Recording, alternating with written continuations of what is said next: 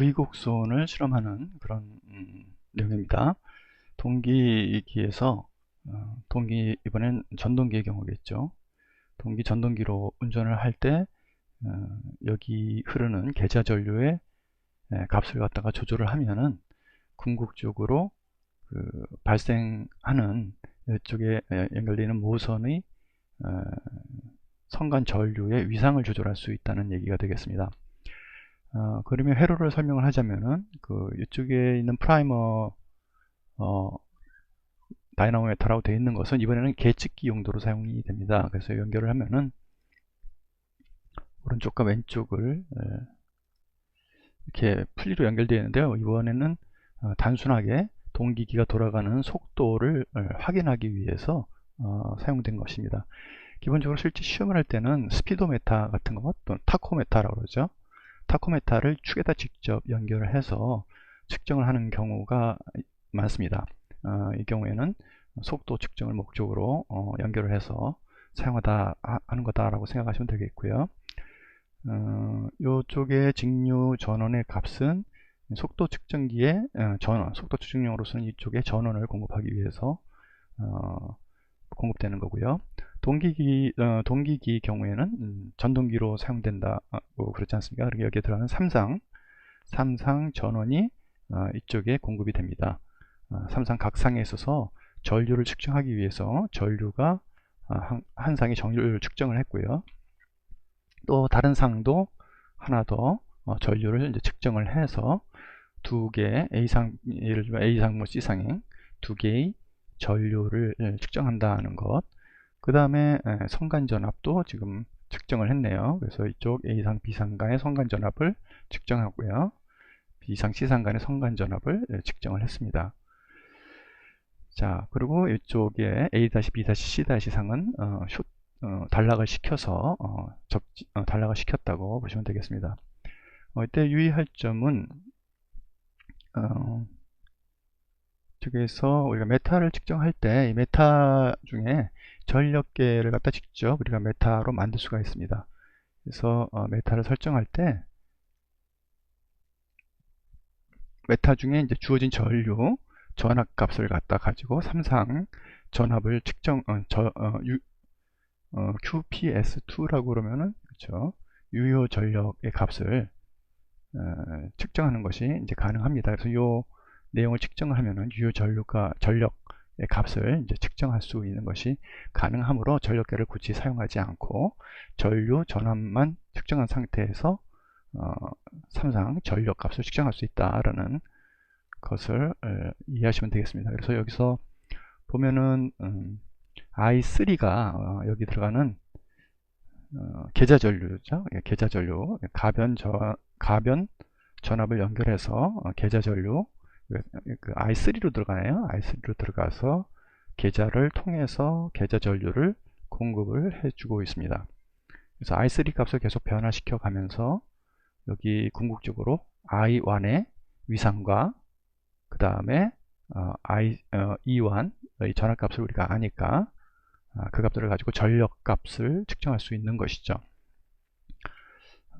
실험은 이제 전원을 투입을 하고 그 다음에 계측기 전원을 투입을 하고요.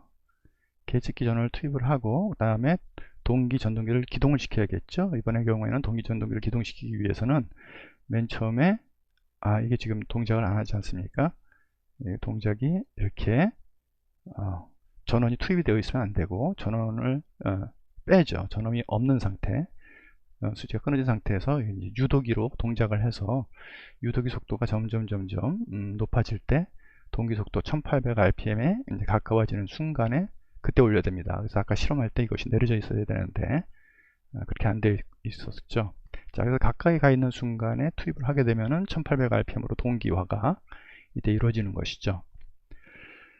자, 이 상태에서 이제 동기 속도로 이게 돌고 있으니까요. 1800rpm으로 돌고 있는 상태에서 이제 진짜 계좌 전류의 값을 조절을 하면은 그 계좌 전류의 값에 따라서 출력 모선에 연결되어 있는 전류 I1의 값이 바뀌는지를 한번 확인해 보도록 하겠습니다. 여기서 보시게 되면은 지금 현재 제가 미리 이 실험을 한 내용이고요. 지금 현재 봐서는 저 i3의 값이 i3의 값이 여기 지금 계좌 전류의 값이 되겠고요.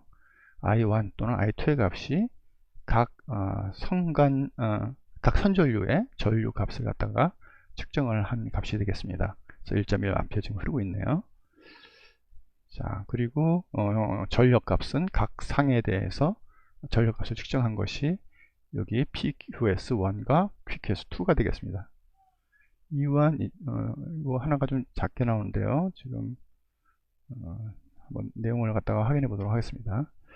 그래서 그래프를 그릴 때는 예를 들어서 이제 지금 현재 상태에서 계좌 전류로부터 시작을 하는 거죠. 그래서 계좌 전류가 그래서 맞춰주는 겁니다. 계좌 전류를 맨 처음에 계좌 전류의 값이 여기 이쪽이네요. i3니까 0.1에다 맞춘다 하면은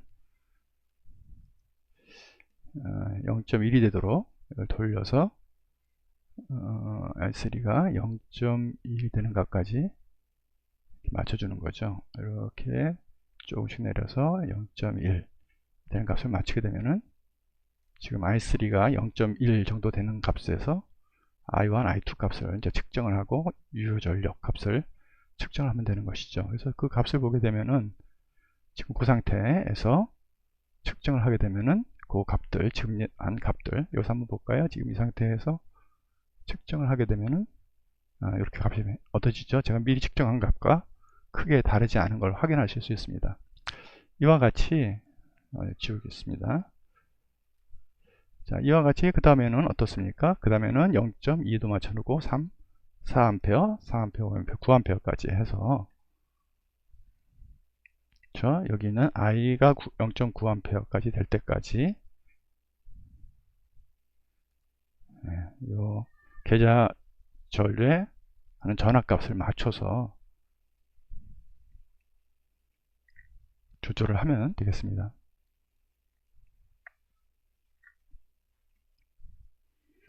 자, 그래서 0.2로 되는 것 한번 볼까요? 그래서 0.2 암페어가 되게 맞추고 측정을 하고요. 또 그때 값을 측정을 하고요.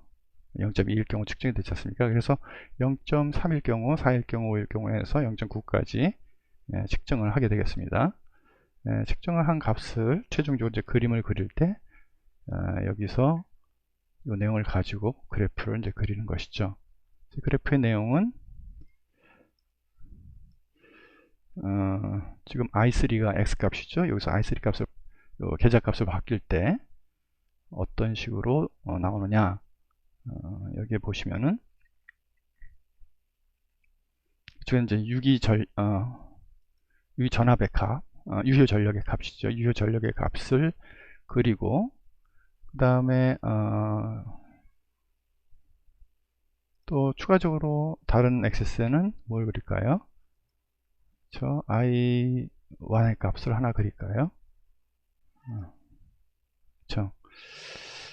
그래서 지금 하나를 그리니까 다른 하나가 되게 작게 보이게 되죠. 그래서 궁극적으로는 이제 i1만 그리는 게 맞겠죠. 이거를 만약에 그리지 않는다 하면 이제 이런 모양이 나오게 되는 거죠.